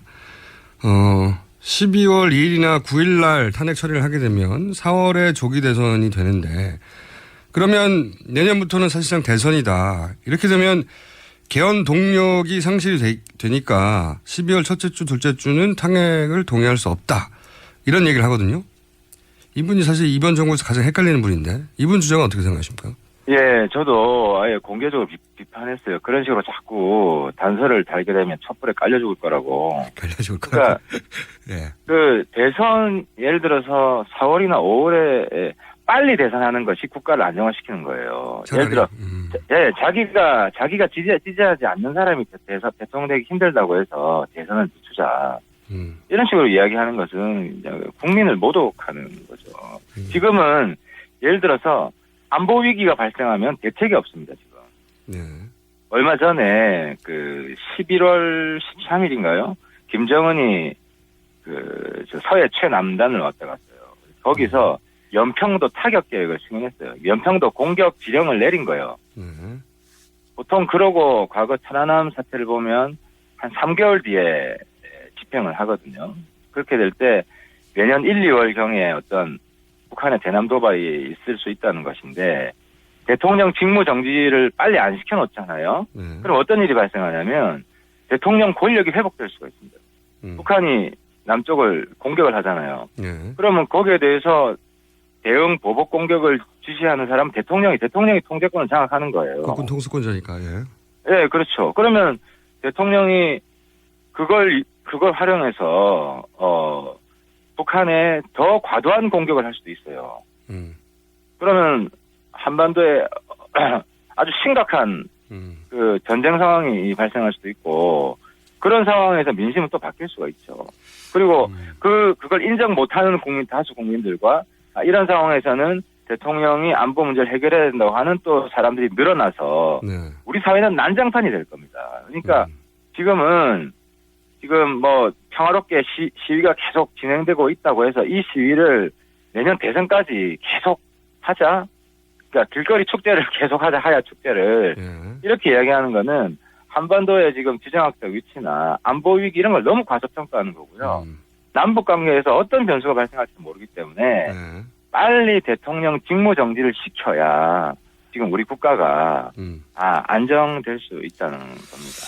그렇군요. 그러니까 자신이 지지하는 사람이 대통령이 될 가능성이 있다고 자꾸 잔머리 쓰면 안 되고 또 이렇게 가다가는 남북 긴장 관계를 역이용해서 대통령이 다시 권력을 잡을 수도 있다. 그거를 국민들이 그냥 놔두겠냐 이러면 대혼란이 일어난다. 이런 말씀이시네요. 네. 그러면 이제 이 질문도 좀 드려볼게요. 지금 비박계를 주도하는 게 김무성 전 대표가 일단 맞습니까? 뭐 거기에 원업 댐이죠. 뭐 부분이죠. 주도하기는 쉽지 않고 지금 상황. 그러면 지난주에 이제 김무성 전 대표가 대선 불출마를 선언한 것은 어떻게 평가하십니까? 그 대선 불출마 그러니까 제가 이제 김무성 대표 대선 불출마 높이 평가하고 존경한다고 얘기를 했는데 그 다음 날 보니까 총선은 불출마를 번복하셨더라고요. 그렇죠. 예, 총선 출마하기 위해서 대선 불출마 이렇게 돼버린. 오히려 좀 진정성이 좀 많이 떨어진 거 아니냐. 그리고 또 그 개헌, 내각제 개헌을 추진하신다고 하니까 이제 그 권력 없는 대통령은 내가 되기 싫고 권력이 있는 내각제 총리를 하겠다. 이런 식으로 지금 비춰지고 있어서 그렇죠. 오히려 김무성 대표의 이런 정치권의 주도적인 역할, 김무성 역할론이 좀 퇴색될 수밖에 없는 상황 아니냐 하는 생각. 굉장히 냉정해 보시는군요. 그러니까 김무성 전 대표가 불출마 선언했을 때는 가장 먼저 이렇게 칭찬하신 분으로 저도 알고 있는데 그 뒤에 행보를 보니까 역시 최순실 정국을 자기 이익이 되도록 이렇게 활용하려고 하는 움직임 아니냐 이렇게 판단하시는 거죠. 그렇죠. 그리고 바로 그 다음날 총선 출마하시겠다고 하니까 좀 상당히 걸림돌했습니다. 내각제 이원 집정부도 되면 본인이 수상 총리 대통령 대신에 그런 걸 목표로 하시는 게 아닌가. 정치권에서는 다들 그렇게 생각하는 발언을 너무 일찍 해버리셨어요, 그죠? 속내가 드러나는. 바로 그 다음날 그 말씀하시니까 당혹스러워. 그러면 김무성 전 대표의 향후 구상들 예를 들어서 제3지대라든가 안철수 전 대표와의 연대 가능성이라든가 이런 부분은 어떻게 평가하십니까? 그 부분 좀 방금 그 대선 불출마 그리고 총선 출마하고 좀 별개의 이야기인데 제 생각은 이제 이건 향후 대선 전략이잖아요. 조기 대선이 될 수도 있고. 그래서 저는 제가 지지하는 후보를 대통령으로 만들겠다 이런 욕심은 이미 포기했고요. 아, 그러세요?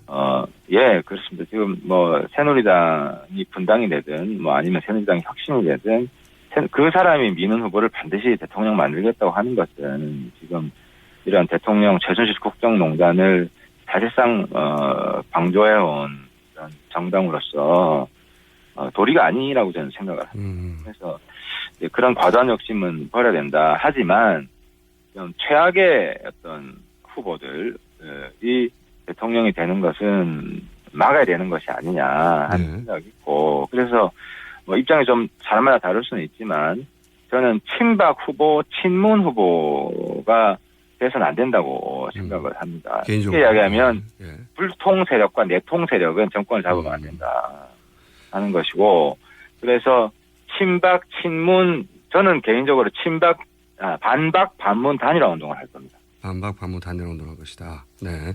그런 연장선상에서 제3지대도 가능한 시나리오다 이렇게 생각하시는 거죠? 그러니까 제3지대라는 것은 국민의당으로 다 합당하는 건데 그거는 저는 가능하지 않다고 보고요.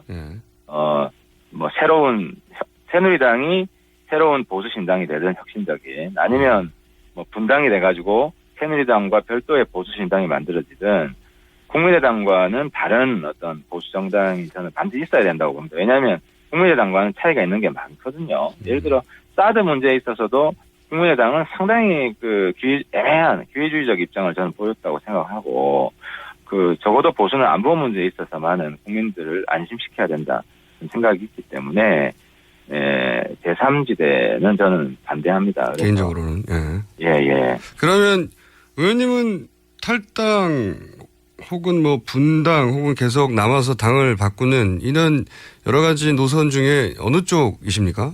개인적으로? 일단 탄핵 숫자를 늘리는데 집중해야 된다고 생각하고 지금 당 분위기를 보면 탄핵 반대보다 더 많을 것 같아요.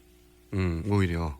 오히려. 그래서 탄핵이 한 과반수를 넘고 하게 되면 탄핵 반대하는 사람들을 좀 당내에서 좀 징계를 한다든지 어쨌든 탄핵에 찬성하는 측이 오히려 이제 당론 사실상의 당론이 되면 탄핵 반대하는 측이 소수 측이 될 것이고 그러면 소위 말하는 절대 친박들 있지 않습니까? 한 10명도 안 되는데 이런 분들은 좀 당에서 제명을 하고 그리고 당의 지도부를 새롭게 구성하는 쪽으로 좀 더 노력을 더 해봐야 되지 않냐. 아직은 탈당까지는 생각 안 하시고 계시는 거군요.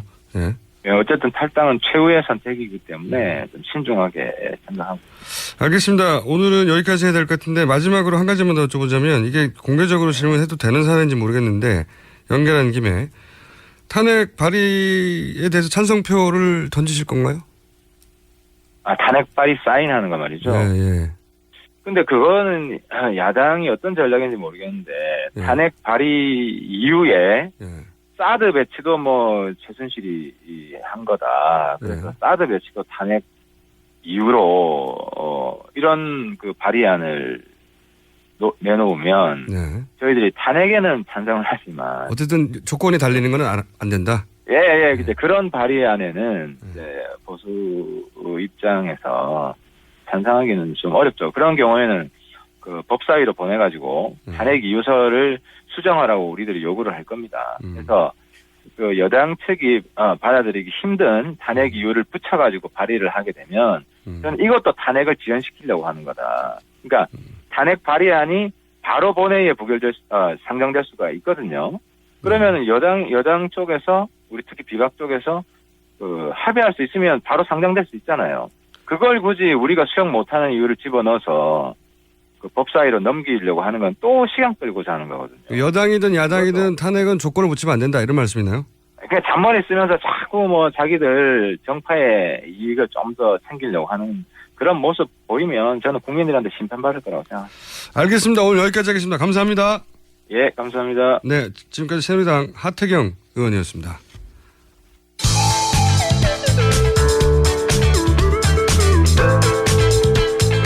유쾌하고 냉정한 시선으로 본질을 봅니다. 김어준의 뉴스공장.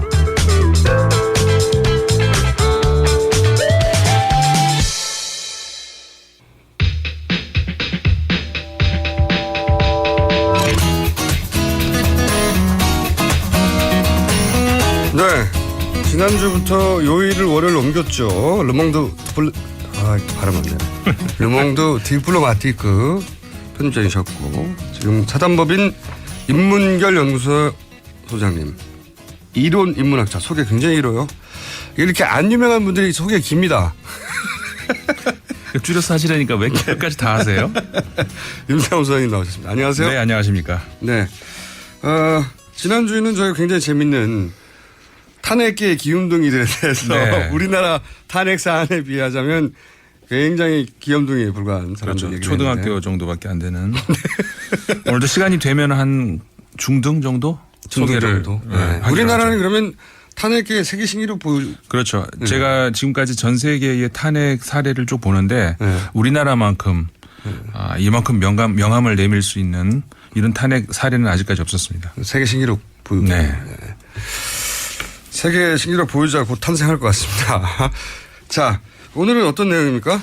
네, 매주 토요일마다 집회가 계속 되지 않습니까? 지난주 토요일도 이제 190만이라는 정말 이 지구촌에서 유례없는 대규모 시위가 있었죠. 이거 외신에서 생각보다 굉장히 크게 보도합니다. 네. 외신 탑 기사로 예를 들어서 카스트로 사망 이런 것도 큰 뉴스거든요. 그렇죠. 근데 이 뉴스가 탑으로 그러니까 외신난 탑이 아니라 그 나라의 그 뉴스 탑으로 올라가 있어요. 보통. 그렇죠. 이게 왜냐하면은 이런 사례가 없거든요. 우리 지난주에도 말씀을 나눴습니다마는 서유럽에서 시위를 한다 하더라도 몇만 명이 모여도 분명히 불상사가 나고 이제 충돌이 일어나고 사실 우리가 이제 불을 보통 지릅니다. 보통. 네. 선거 집회에 자주 일어나는 일이 불을 지릅니다. 제가 예를 들어서 90년대에 프랑스에 있었는데 94년도에 제가 살던 렌느라고 하는 도시에서 이제 대규모 시위가 있었어요.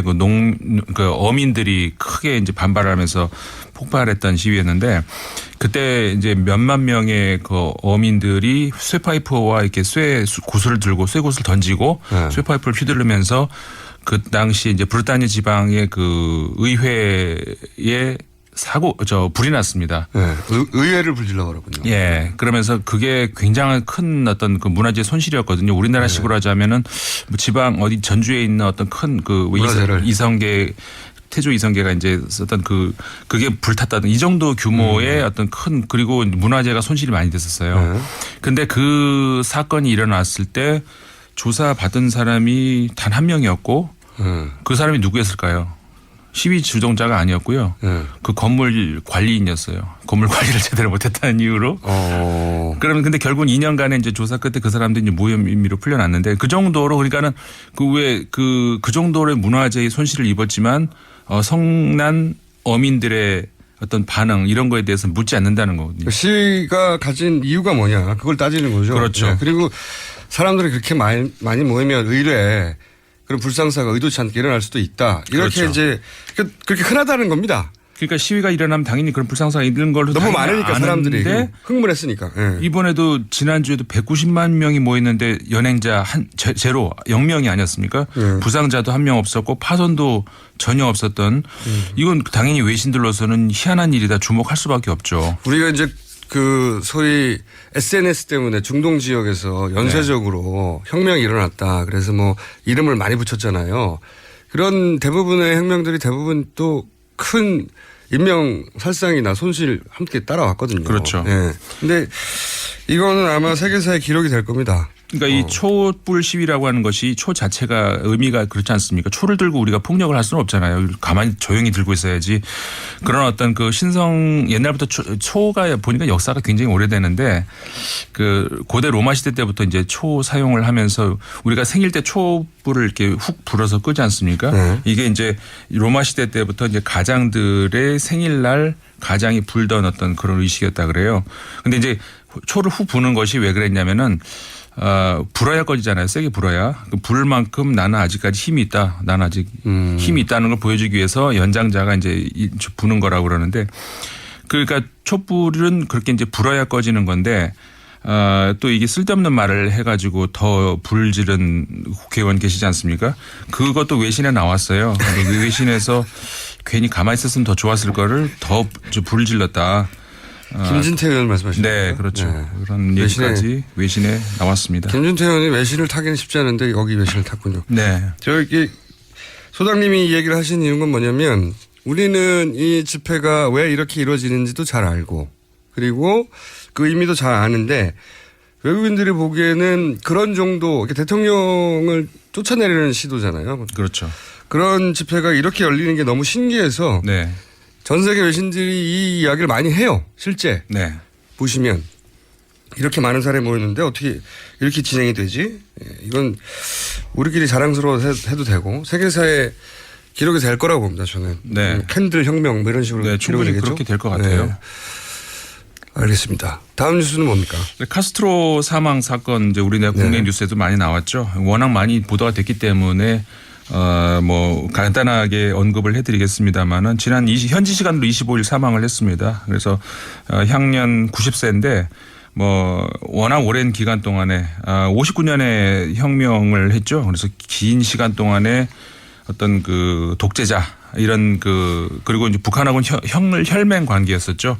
그런 그 우리나라 입장에서는 부정적인 그런 이미지가 있는데 또 반대의 어떤 예를 들어서 그 열악한 환경에도 불구하고 의료라든가 교육이라든가 많은 분야에서 굉장히 본래 우리가 이제 이상적으로 생각하는 어떤 공산주의에 좀 더 가까운 그런 국가를 건설할 뻔했다 이런 긍정적인 평가도 있습니다. 뭐 어쨌든 간에 그런 피델 카스트로가 지난 25일에 사망을 했는데 저는 이분한테 놀라운 점은 뭐냐면 이 세계사 보면 현대사도 아니고 세계사를 통틀어서 보면 이런 혁명을 하거나 하는 분들은 오래 못 살아요. 대부분. 오래 못 살고 그 내부에서 반란이 일어나거나 아니면 뭐 기타 등등의 사유로 대부분 이제 사망하는데 오래 살지 못하고 이분은 천수를 다 누리고 그러니까요. 보통 사람보다 훨씬 더 길게 그리고 특이한 게 보통 그 공산국가에서 사망을 하면 지도자가 사망을 하면 이렇게 방부 처리를 하지 않습니까? 그런데 이번에 그 피델 카스트로는 화장을 하기로 했다 그래요. 그런데 그게 좀 특이한 좀 상황이고. 그건 저는 특이하진 않네요. 그래요? 네. 어쨌든 그게 일반적인 지나치게 길게 사신 분이다 한편으로는 그런 생각도 듭니다. 자, 프랑스 뉴스가 하나 있나요? 네. 이게 뭐냐면은 지금 그 우리나라에서도 좀 관련이 되는데 지금 서울시청 지하 1층에서 이제 작년 올해 이 사이가 이제 한불수교 130주년 기념회인데 그걸 맞이해 가지고 이제 행사가 여러 개 있었습니다만은 콜라보라시옹 프랑스 나치 부역자들이라는 전시회가 열리는데 콜라보라시옹요? 네. 콜라보라시옹이 이제 불어로 이제 콜라보라시옹인데 영어로 콜라보레이션이죠. 우리나라에서도 콜라보 이렇게 많이 쓰지 않습니까? 협력하다 뭐 이런 거. 그렇죠. 우리나라는 이제 좋은 의미로 많이 쓰고 죄송합니다. 그 뭐 아티스트들이 서로 이제 같이 작업을 한다든가 그럴 때 쓰는데 프랑스어로 콜라보라시옹이라고 그러면은 나치 시대에 나치에 협력했던 부역자들 그걸 의미하거든요. 그래서 일반적으로 이 단어 자체가 가지는 부정적인 의미가 굉장히 강합니까? 그렇습니다. 그러니까는 물론 이제 다른 맥락에 따라서 달리 해석을 해야 되지만 역사 얘기할 때 콜라보라시옹이라고 그러면은 나치 부역을 의미하게 되는 거죠. 원어 발음을 한번 해주시죠. 콜라보라시옹 이렇게 발음을 하는데 워낙에 프랑스에서는 이게 굉장히 강한 역사에서 이제 그런 이야기도 있지 않습니까? 이제 까뮤가 얘기를 했다고 이제 알려져 있습니다만은 어제의 죄악을 오늘 벌하지 않는 것은 내일의 죄악에 용기를 주는 거다. 참 말도 멋있게 해요. 까뮤요? 예. 그럴만하네요. 예, 이렇게 이제 거의 이런 말까지 있습니다. 지난 과거의 모든 우리의 불행은 우리의 반역을 처단하지 못했기 때문이다. 민주공화국은 관용과 함께 만들어진 게 아니라 범죄에 대한 냉혹하고 엄격함에서 만들어지는 것이다. 보통 우리가 프랑스 하면은 이제 관용의 나라, 톨레랑스의 나라 이렇게 알려져 있지 않습니까? 하지만은 우리가 분명히 알아야 될 거는 우리 한국말에서 우리가 흔히 잘못 오용하는 게 있어요. 틀렸다와 다르다는 거를 오용해서 쓰잖아요. 근데 틀렸다와 다른 건 엄청난 차이가 있지 않습니까? 그러니까 프랑스 사람 입장에서는 다른 것에 대해서는 관용을 베풀어야 됩니다. 거기에 톨레랑스를 쓰는 것이고 틀린 것에 대해서는 굉장히 우리가 깜짝 놀랄 정도로 냉혹하고 엄격하게 처벌을 하는 나라거든요. 아직까지도 그 나치의 혐의가 있다 싶은 사람들은 아직까지도 잡아내고 제가 이제 상징적으로 작년에가 우리나라도 저 광복 70주년 아니었습니까? 당연히 그러니까 프랑스도 2차 대전 끝나는 해니까 해방 70주년이 되는 해입니다. 우리나라는 작년 같은 경우에 어떤 행사를 했나요? 과거를 넘어서 미래로. 건국절 얘기했죠. 건국절. 그렇죠. 갑자기. 그러니까 과거를 얘기를 안 해요. 덮어버리고 미래로. 그리고 하나된 대한민국. 그러니까 역사까지 하나로 만들겠다 뭐 이렇게 연기되는지 모르겠는데 근데 똑같이 그 해방 70주년이 맞았던 프랑스는 뭐를 했냐면 미래를 얘기하지 않았습니다. 또 과거를 얘기를 해요. 70년 전에 우리가 어떻게 그 콜라보라시옹을 통해 가지고 독일에 협력한 자들이 있었는지를 다시 끄집어내고 아주 대규모 전시회를 여는데 지독하네요, 아주. 지독합니다. 그러니까는 우리나라 이번에 그 역사문제연구소라고 있지 않습니까? 거기서 이제 같이 해가지고 시청에서 지금 지하에서 전시를 하고 있는데 이번에 보면 새로 나온 자료들도 많이 가지고 오는데 하여간 프랑스 외부에서는 우리나라에서 처음 지금 전시회를 하는 거거든요. 그러니까는 생각을 해보십시오. 어떻게 보면 자기 나라 입장에서 부끄러운 과거인데 이걸 외국에 가져가서 전시를 할 만큼 과거에서 우리한테의 허물은 끝까지 책임진다, 물고 늘어진다. 예를 들면 우리로 치면 친일에 부역했던 사람들이 있는데 그 사람들 명단을 들고 해외로 나가가지고 전시를 한다고요. 아예. 그렇죠. 대단하네요. 그러니까 이거는 우리나라에서 그러니까 친일 인사 사전이 나왔지 않습니까? 기껏해야 4,389명 겨우 민간인들 힘으로 정말 어렵게 연구원들이 작업을 해가지고 했는데 프랑스 같은 경우에는 나치에 연루됐던 사람들 9만 8천여 명을 기소를 했습니다. 기소자만 9만 8천여 명. 그중에서 9천여 명은 약식 기소로 그냥 바로 처형을 할 정도로. 바로 처형이요? 네. 그 당시에. 9천 명이요? 네. 그리고 그것뿐만 아니라 모든 예를 들어서 재벌 혹은 언론까지도 모든 재산을 그 당시에는. 르몽드지도 당시 부역했다고 해가지고. 아니 르몽드 전에 이제 다른 언론들이 그랬던 것들을 재산 몰수를 해서 르몽드가 역사가 짧아요. 아 그렇군요. 예, 그게 제가 잘못 알고 있었군요. 네, 우리나라 언론들 메이저 언론들보다 역사가 훨씬 짧거든요. 그 이유가 그런 겁니다. 이제 과거에 부역했던 그 언론들을 재산 몰수를 통해 가지고. 그게 좌파 대통령이 아니죠. 샤를로 드골 대통령 당시에. 군인 출신의 우파. 예. 아니 우파가 해야 될 일이 그런 거 아닌가요? 맞죠. 근데 우리나라는 그렇게 청산해야 될 대상이 되는 사람들이 대통령을 하거나 그렇죠. 지금도 요직에 있는 사람이 있어서 그러니까 청산을 못하는 거죠. 그렇죠. 그러니까 그런 역사가 과거에 대해서 우리가 이제 잘못에 대한 관용을 우리는 거기에 대한 관용을 베푸는지 모르겠습니다만은 그러니까 그 대통령이 뭐 물론 이게 개인적인 뭐 평가인지는 모르겠습니다만은 누구의 딸이니까 이 플러스되는 어떤 그런 게 많이 있지 않았습니까? 현 대통령도 대통령 당선됐을 당시에 이 현 대통령의 아버지 사진을 들고 나와서 만세를 부를 그런 시민들이 많았었지 않습니까? 그럴 정도로 누구의 아들, 누구의 딸 이게 결국은 과거에 대한 청산 없이 계속해서 이제 이어져 내려오는 그런 역사, 그런 비극이 결국 오늘까지 보고 있는 거죠. 그렇죠. 그래서 이제 지겹다 그만하자 또는 뭐 화합하여 미래로 나아가자 이거는 기본적으로 청산이 돼야 할 수 있는 이야기인데. 그렇죠. 그리고 그 말하는 주체가 거꾸로 그걸 당했던 사람은 모르겠어요. 자기들이 부역한 주체들이 그걸 청산하자고 하니까. 저 지겹다 말이 안 그만하자 되는 하는 거죠. 사람이 있으면은 그 프랑스에 한번 여행 갔다 오시라. 근데 프랑스 여행 가서 저기 루브르 저 겉에 보고 그러지 마시고 그리고 이제 우리나라 같은 경우에는 올 초였나요? 그 프랑스 그 130주년 기념해가지고 명품 전시하자 또 이런 걸로 논란이 있었잖아요.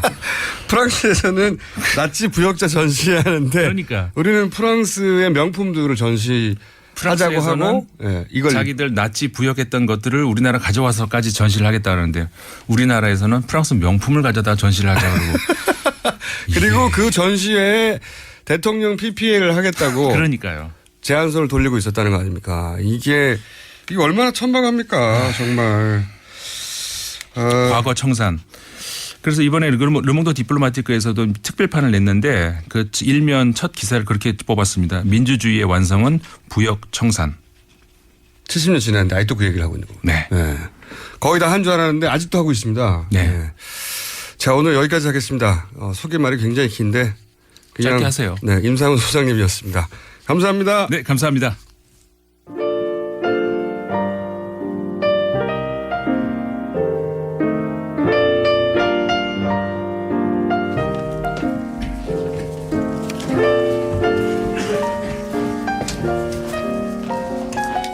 네, AS 시간입니다. 저희 작가진이 방금 뽑아줬는데 박재영 씨가 전인권 형님 한국어 통역 너무 웃겼습니다. 방송 최초 1등. 제 생각엔 말이죠. 자국어로 이렇게 더빙을 한 것은 세계 방송사 최초다. 네. 그러나 전인권 씨가 또 인터뷰를 하면 또 해야 될 거라고 생각이 들고 제 생각에는 아예 아나운서를 옆에 앉히고 동시 통역을 할까 생각 중입니다. 자. 재밌는 분이네요. 4929 번호 쓰시는 분인데 아무래도 최순실 씨가 로또하고 관련이 있는 것 같습니다. 당최 맞질 않습니다. 최순실 씨가 저희 5,000원도 노리는 듯합니다. 네. 정신 차리시고요. 자, 그리고 한홍구 교수님에 관한 문자가 굉장히 많이 왔어요. 네. 클래스가 새롭게 느껴집니다. 이분이 말이죠. 제가 섭외를 해서 오신 겁니다. 라고 저는 주장하며 언척하겠습니다. 오늘은 여기까지 하고요. 내일도 AS가 있을 수 있습니다. 분진절하게. 여기까지 하겠습니다.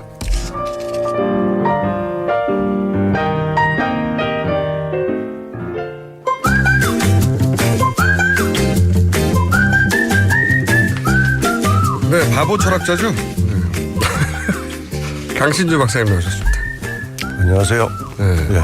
오늘 수면 시간이 부족한 듯한 눈빛이네요. 항상 부족해요. 네. 그러면 전인권 씨와 같이 나오시면 콜라보로 시공이 대단할 것 같은데. 네. 아니 전인권 씨 인터뷰 굉장히 화제가 돼요. 제가 요약본을 봤거든요 인터넷에. 뭐라고 하시는데? 김어준 형님 일어나세요. 전인권 의워. 그게 인터뷰 내용의 전체라고. 아니 제가 진짜 상대방이 무슨 말을 해도 당황 안 하는 평생 그래왔거든요. 근데 그러려면 무슨 대꾸를 해야 되잖아요. 일단 상대방이 무슨 말을 하는지를 모르니까 인터뷰 내내 훌륭하신 분이에요 그분은. 아니 근데 내용은 굉장히 훌륭한 내용입니다. 어린이의 심성을 아직도 유지하는 분이죠. 심플하시고 아주 그 정직하시고 솔직하잖아요. 네. 그러니까 매번 대답도 으아. 이제 날 것 그대로 해. 네. 예술가는 이래야 한다. 이래도 된다. 네. 가식이 없는 거죠. 여기 스튜디오 들어올 때 이렇게 인터뷰하는 많이 배운 사람들 얘기 들어보면 귀찮아요, 사실 듣고 있으면. 저 한마디면 될 걸. 저렇게들 말들이 많아가지고 차라리 으아로 그냥 끝내면 되는데. 그러니까요. 네. 자, 제가 바보라고 부르는 이유는 첫 방송 때 여기 이사 온 줄도 모르고 옛날 건물로 가가지고 혼자 자전거 타고 그것도. 박사 받으면 뭐합니까? 오늘 주제는 뭡니까? 네, 거짓말에 대한 이야기를 좀 해야 되는데. 거짓말이 넘치는 시대인데 지금. 근데 사실은 이게 또 철학적으로 좀 깊이 가면 언어는 거짓말이에요, 다 사실. 그래요? 근데 합법적 거짓말이 이제 거짓말인지 아는 거짓말은 괜찮거든요. 그게 문학이고 예술이고. 다 거짓말이거든요. 좀 더 설명을 해주세요. 네, 언어라는 게 예를 들면 그렇죠. 사과. 100마일 들으면 배가 부르고 시원해요. 사랑해. 이렇게 남편이 말하면 남편이 사랑 안 하고 갑자기 말로 때우려는 거예요, 되게. 사랑하면 그냥 포옹하고 그러면 되지. 그러니까 동물들은 인간을 제외하면 그게 행동으로 다 드러나요. 먹이를 갖다 주면 예를 들면은 아버지 늑대면 아버지가 나를 아끼는구나. 근데 우리는 5년 뒤에 갖다 줄게라든가. 알지 내가 사랑하는 거. 사랑하는 거 알지. 다 사랑 안 하는 거예요, 그게 되게. 되게 얘기하고 사랑 안 하는 거. 네, 그러니까 언어라는 게 그래서 말로 때우려는 거다. 네, 그래서 이제 철학에서는 이제 언어 비판, 언어 반성, 비트겐슈타인 이런 사람들이 다 등장하는 이유가 기본적으로 거짓말이기 때문에. 근데 이제 문제는 뭐냐면 이게 문제거든요. 거짓말인지 알고 거짓말을 행하는 건 문제는 없어요. 문학 같은 거, 영화 같은 거는. 근데 이게 진실이라고 거짓말을 했을 때 이제 힘드니까 그런 이제 인문학자, 철학자들이 공격을 하는 거죠. 그래서 사실 이 방송 같은 거 들으면 이제 우리 총수는 이렇게 막 이게 진실되다고 얘기했죠. 사실 이렇게 겉에서 들어보면 저 쓸데없는 소리들 하고 있다 저것들. 전문가들의 인터뷰를 들을 때마다 그러죠. 황당하죠 그냥. 막 자기 기득권 유지하려고 그러고 그냥 본질은 그건데. 이게 예를 들어서 무슨 국회의원들이 자기 주장을 하는데. 헛소리죠. 그래서 아까 우리 그 전인권 형님의 의어가 더 낫다고요. 철학자 입장에서. 저는 그거 굉장히 좋아해요. 그 인터뷰를 듣다 보면 너무 좋죠. 그 본질만 딱 살아남아 있어요. 네. 그 긍정적인 대답이거든요. 다만 알아들었으면 좋겠다는 거지. 일단 기본적으로 그 말이나 언어는 거짓말이에요. 말, 언어 그리고 예술에 대해서도 예술은 사기라고 했죠. 백남준 씨가 애초에.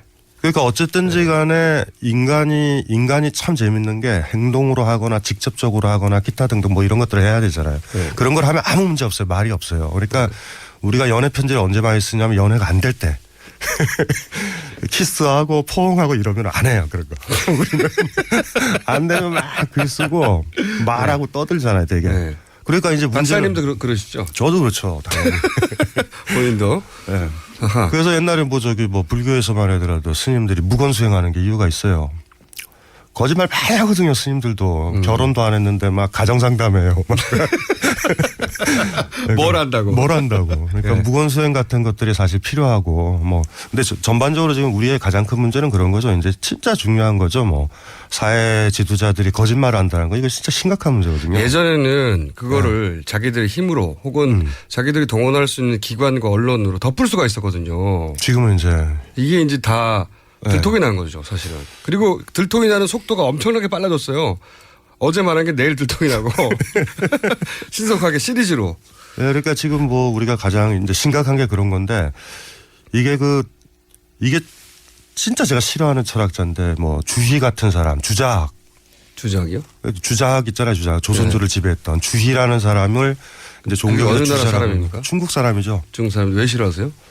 굉장히 보수적이에요. 그러니까 우리나라의 지도층들이 지금 대개는 양아치이기 때문에 왜냐하면 자기 이익 따라서 움직이거든요. 보수라는 건 공동체의 가치로 움직여야 되는데 지금은 보수라고 하는 사람들 제가 봤을 때는 99% 양아치들이에요. 이득 따지는. 공자가 살았으면. 보수 정치인들이. 소윤배라고 그랬어요. 소윤배는 자기 이득을 취한다. 이건 정의거든요. 그래서 아까도 이제 인터뷰 들어보면 저것들을 참 물에다 빠뜨려야 되는데 어떻게 입만 살아가지고. 이건 개인적인 박사님 의견이고. 아니죠. 이거 철학자들의 공통된 입장이죠. 우리 사회에 보수는 없어요. 양아치들이기 때문에. 그래서 자기가 보수라 그러는 사람들 보면 당혹스러워요, 진짜로. 네. 보수면요, 최익형 같은 정도 돼야 되거든요. 박사님의 개인적인 의견이고요. 네. 아니라니까요. 이게 철학자들이 하는 얘기라니까요. 그 명예훼손을 안 당해보셔서 그래요. 제가 실명을 인용을 안 하잖아요. 어쨌든. 여간, 예. 유학에서 제일 중요한 글자가 말씀 원자에다가 이룰 성자가 들어있는 합쳐진 글자 성자예요. 예. 우리나라에는 그냥 이게 너저분하게 그냥 해석되죠. 성실이라고. 예. 근데 그거에 주자가 제일 중요한 글자거든요. 이게 예. 뭐냐면 성이라는 게 파자를 아까 보니까 말씀원에 이룰 성자가 붙어 있잖아. 예. 말이 이루어진다요. 저기가 동쪽이다라고 그러면 동쪽이어야 돼. 저기 5사람이 있어. 그러면 그게 이루어져 있어야 돼요. 그게 성이거든요. 그 말의 의미는 5사람이 아니어도 그렇다고 말하면 그래야 한다는 건가요? 아니요. 거기 있어야 되는 것만 얘기를 해야 되는 거예요. 성이라는 글자가 말과 관련된 글자예요. 그러니까 우리는 그걸 거짓말하면 안 되는 거네 한마디로. 거짓말하면 안 되죠. 네. 그러니까 예를 들면 자기가 뭐 했다. 그러면 그게 그득해야 돼. 그래서 유학 경전에도 뭐라고 나오냐면 불성무물 이렇게 나와요. 그게 뭐냐면 성하지 않으면 이 세상 어떤 것도 없어. 당연하죠.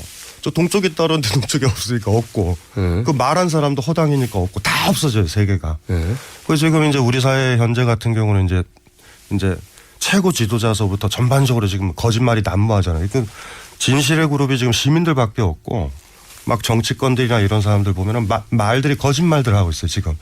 핵심이 국민을 위한다 그러지만 자기를 위하는 얘기를 한다든가 자기의 뭐 여러 가지 범죄 행위를 덮는다든가 다 거짓말이잖아요. 그래서 지금 보면서 그나마 좀 희망이라는 거는 이제 시민들 아직도 성실해야 돼. 그러니까 거기에 모인다? 그러면 모여. 그리고 자기가 주장할 거 있으면 주장해. 이런 거. 그래서 그나마 우리 사회의 희망은 성이라는 거를 지도층이 해야 되는데 지금은 시민들이 하고 있어요. 성리학이 원래 지배계급을 위한 지배 원리인데. 지배 원리인데. 실제로 성리학을 실천하는 사람들은 그냥 네. 일반 시민들이다. 아니면 우리가 보통 정치권에서 계속 그랬잖아요. 공약이 빌공짜를 쓰잖아요. 공정할 때 공짜였는데. 근데 지금 보면은 약속을 지키는 사람들 보면은 뭐 이런 거죠. 뭐 토요일 날 와요. 뭐 집회 시위에 와요. 그러면 와. 대단한 사람들이에요. 그러니까 이게 성이라는 글자를 좀 생각하면 이 가치를 생각하면 보수적인 사람이라고 할 수 있어요. 진짜로. 그냥 내가 목에 칼이 들어와도 이 말은 이루어져야 되고 이루어져 있는 것만 얘기해야 된다. 그래서 주의만 하더라도 아마 주의라는 그 보수적인 싫어하는 철학자인데도 네, 여기 딱 국내 왔었으면은 저 다 거짓말쟁이들이다 저거. 저것들은 특히나 지도자 같은 경우는 많은 사람들이 방향을 정하잖아요. 방향이요, 방향. 방향이요. 방향 아니고요. 경상도라서 그래요. 이거 안 되는 발음이 많아요. 저쪽이 동쪽이다라고 했으면 동쪽으로 우리를 보내야 되는데 서쪽이면 어떡할 거예요. 아니 그리고 저쪽이 동쪽이다 해놓고 자기는 서쪽에 혼자 갔죠. 문제는. 그러니까 이게 거짓말의 이 수준을요. 지금 이제 우리가 뭐라 그러냐면 진실이다라고 얘기해서 그러는 것 같아요. 그래서 차라리 지금 뭐 현직 대통령서부터 국회의원들까지 다 문학자였으면 좋겠어요. 제가 봤으면 그죠. 차라리. 직업이 창작자나 시나리오 작가가 잘했을 것이다. 다 작가들이에요. 오늘도 시나리오를 쓰고 있을 것 같고 그 다음에 또 시나리오 잘 써요. 근데 예전에는 그 시나리오를 다 덮어주고 실행하는 그쵸. 사람들이 있었는데 네. 혼자 실행해야 되는 거예요. 다 뽀록이 나는 거죠. 이게 뭡니까 제가 갑자기 방송 용어가 아닌 들통이 나는 거죠. 네, 죄송합니다. 그래서 보수적 가치지만 그 성자를 잘 음미를 해둬야 되는 것 같아요. 말이 이루어진다. 그게 성실이다라고 너저분하게 얘기하면 안 될 것 같고 그리고 그렇게 말이 이루어지고 이루어지지 못할 말을 하면 안 되죠. 그러니까 예를 들면 검찰의 수사를 받겠다. 그럼 받으면 돼. 그거 바뀌잖아요. 말이 이루어지질 않잖아. 네. 그럼 우리는 그 사람 왜냐하면 본인들이 적어놓은 시나리오대로 안 움직이는 거거든요. 최초로 시나리오가 어긋나기 시작한 때가 제가 보기에는 최순실 씨가 귀국하면서 진단서를 써달라고 그랬어요. 그때. 진단서를 써달라고 그랬는데 공황장애 그걸 거절했단 말이에요. 그동안 사이가 좋았던 병원에서. 애초에는 들어와서 이렇게 휠체어 타고 이렇게 환자로 해서 원래 그렇게 들어와야 되죠. 네. 거기서부터 어긋나기 시작하고 모두 다 각자 자기가 살 길을 찾아가면서 이렇게 아수사랑이 벌어지고 우리는 진실을 보게 됐다. 그러니까 뭐 사실 또 어떤 뭐 다른 면에서 보면 이 작가 능력이 허술하다 이렇게 봐도 되죠. 훌륭한 작가가 원래 아니었는데 예. 아무렇게나 대충 써도 그걸 실행해 주는 사람들이 있었던 거죠 밑에서. 다 같이 쓸려 내려가야 됩니다. 지금. 진짜 거짓말인데 사실인 것처럼 거짓말을 해야 그게 진짜 거짓말이잖아요. 그 능력이 상당히 떨어지는 것 같아요. 그러니까 사실 우리 같이 평범한 사람들한테도 금방금방 아까 그 전문용어로 얘기했잖아요. 뽀록 난다고 그래서 되게 금방금방 알고. 네, 들통. 예. 네. 자, 벌써 시간이 다 됐어요. 듣고 보니 별 얘기 아니었네요. 강신주 박사님이었고요. 오늘 여기까지입니다. 예, 내일 다시 고맙습니다. 뵙겠습니다. 예. 김어준이었습니다. 안녕.